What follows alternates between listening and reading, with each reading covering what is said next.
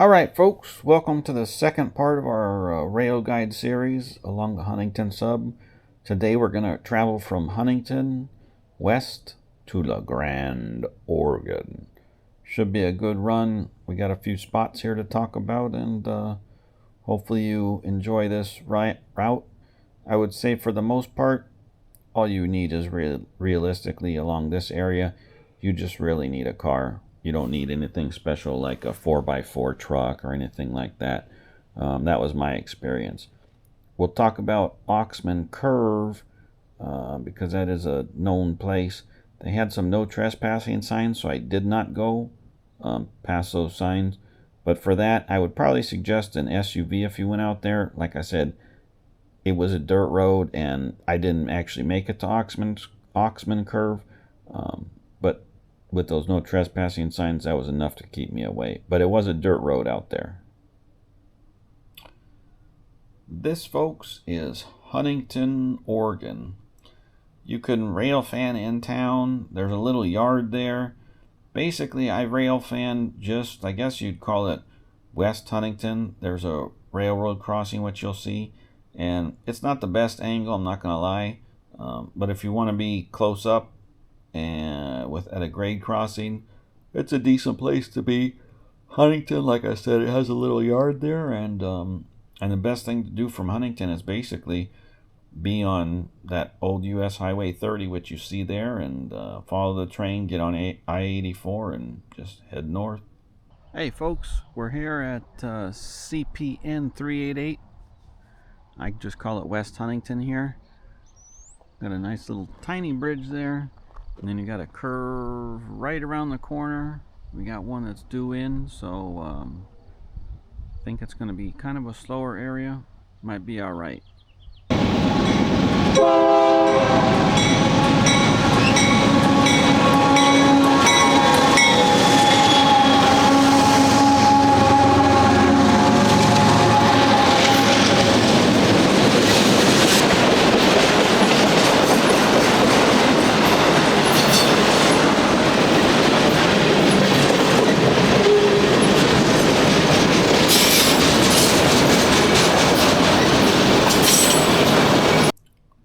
Here we're at Dixie.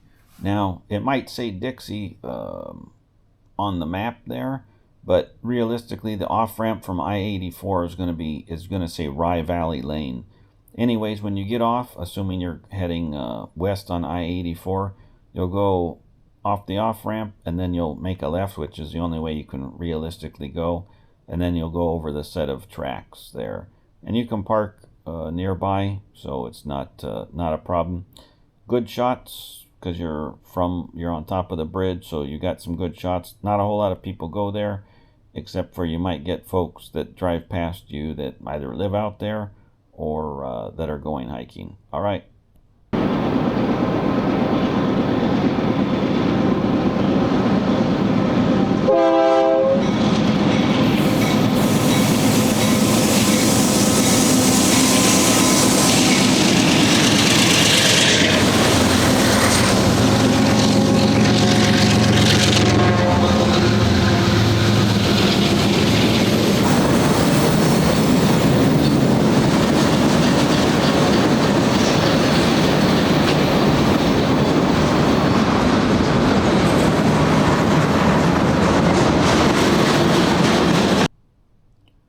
Welcome to Weatherby. I will say this, it's not a location that I would probably put on my I gotta stop by this place because it's going to give me great shots. It is right off the freeway, so if you're trying to catch a train or something, it's a spot if you want to catch a train, and you'll see the footage. It's nothing spectacular. It's probably better in the morning hours, I'm thinking, at least when I was out there in the summer. And that's pretty much that. Nothing much to say about Weatherby. Alright, we're here at the Weatherby exit. Rest area to your left. You can see the tracks. I might make for a good morning shot there with the sun on that side. And then this isn't going to make for the best shot because sun's on the opposite side. But train's going to be coming from there and probably going about 40 miles an hour through here manifest. Alright. That's all she wrote.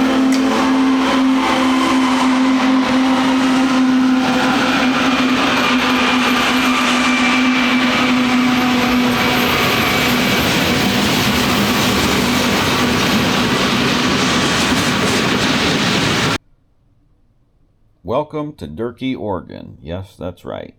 We have two spots here that we want to chat about. You can read the writing that I have up there, but I'll just summarize it. Basically, if you see the Durkee Community Church, there's a grade crossing there. Not the best when it comes to eastbound traffic, but I like it for westbound traffic because you get the train kind of peeking up from down below, and then it gets up to the mesa, and then boom, then you catch it good. Now at Lang Road, that's a different story. Lang Road, I didn't think was so great for westbound traffic, but eastbound traffic, it was nice at the crossing because it was a long straightaway. So I would definitely recommend Lang for eastbound traffic, sorry, and the Durkee Community Church crossing I would recommend for westbounds. All right, folks, here we are at the Durkee Road crossing. You got a nice curve on that side if you go to that side of the rails, and then over here to your right, you're gonna see, I don't know if you can see, but you got some red lights back there, so you'll see the train peeking up and over the little hill here, and she's on her way.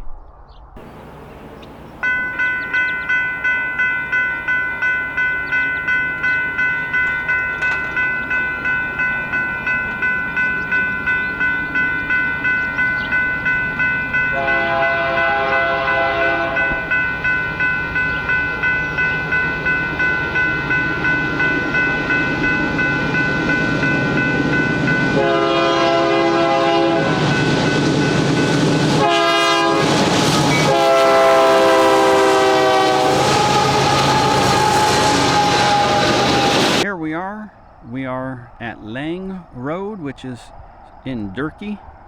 You get a nice straight shot down the road there, and then that farmhouse down there, that's where we caught the other manifest earlier.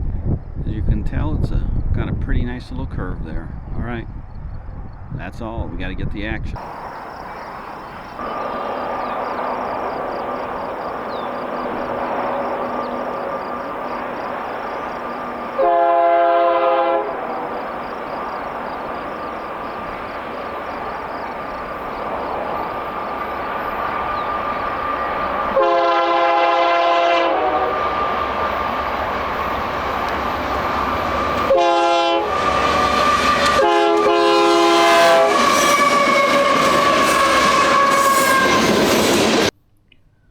This location is a little bit difficult to speak of, but the best way I can describe it, basically if you go north on Old US Highway 30 out of Durkee, you're going to see how the road goes over the track slash, I think it shows here, under the freeway. I'm not even really sure, not that it really matters, but it's a very nice spot to go.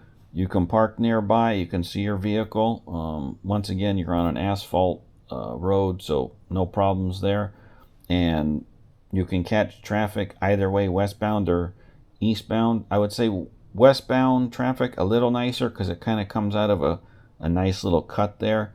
But either way, you'll do fine at this location. There's a house nearby. Police officer rolled by me, didn't even bother to stop and ask me, "What are you doing out here, crazy guy?" Hey folks, so here we are. We're at, it says Oxman Crossing. Basically the 30 going over the train tracks here. That was one side of the crossing, and then this is the other side. As you can see, you got a nice curve there with a nice cut, so hopefully we catch a train and see how it goes. Or anything like that on the long or anything over?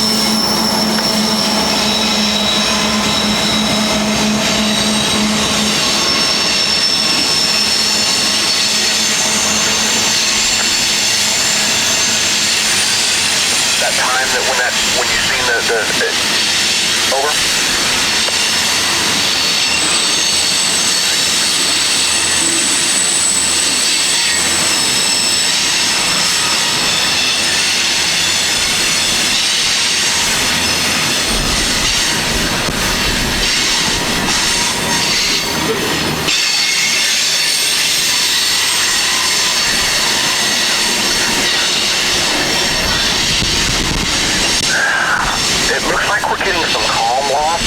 I don't know if that's causing it, but it does have a message on here. Auto brake set may cause idle down, brake valve out.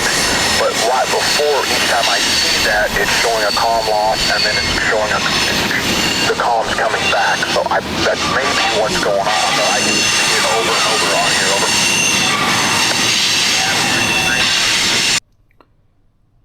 So this is going to be a little stretch of highway, and I shouldn't say highway, I should say old US 30, where you can get off, assuming you're going westbound, at Pleasant Valley, and just cruise along 30. You'll run into Encina, which from the map, as you can tell, is right underneath, about right underneath the I-84 highway. 2 spots there, which you'll see, one underneath the freeway, and then one directly around the first curve there at the freeway. You can take Old US Highway 30 all the way until Baker City from Pleasant Valley, or if you're coming east, you can get off at Baker City and just cruise on down Highway 30 and, until you get to Pleasant Valley, and at that point you'll have to get back on I-84. But there are locations that you can capture the trains going around. I will say this, the one note, I'll talk about where it says Encina on the map. I couldn't access that area because there was a house there and they had a no trespassing sign, and I wasn't going to take my chances. So take it for what you will. And that pretty much concludes our trip here from Huntington up to Grande.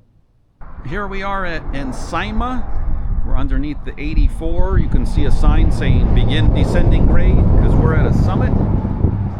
Not the greatest place, but it could be okay because it is a summit.